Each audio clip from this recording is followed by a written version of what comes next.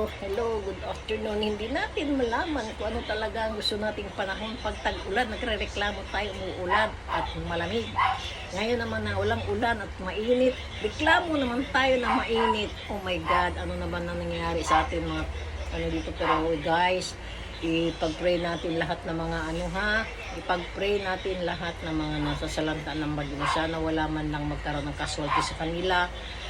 Okay, ng bahay sa kanila yun, nilulubog na naman doon sa Cagayan.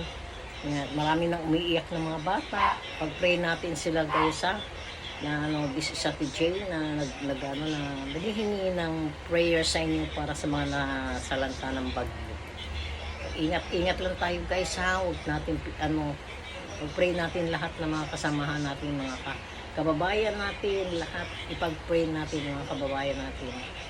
Tsaka siya may mga sakit, may mga cancer patient, ayun mga cancer natin kaibigan, ipag-pray natin sila Lord, na sana Lord gumaling din sila. Lord is Lord naman na yung mga binabagyo ngayon, tamaan ng ni Ophel, ni Pipito ay medyo hupa kasi si Ophel humupa na, pero tingnan natin ito si Pipito raw masyadong malakas, kaya pag-pray natin sila. Nagpakawala na sila ng dam sa Magat Dam, nagpakawala na. Kasi kung hindi magpakawala yun, mas lalong lulubog ang Calabarzon.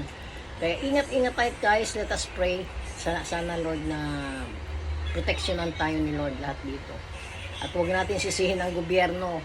Kalamidad yan, walang makakaano sa kalamidad. Thank you so much. This is Ate Jane. Bye-bye. Thank you.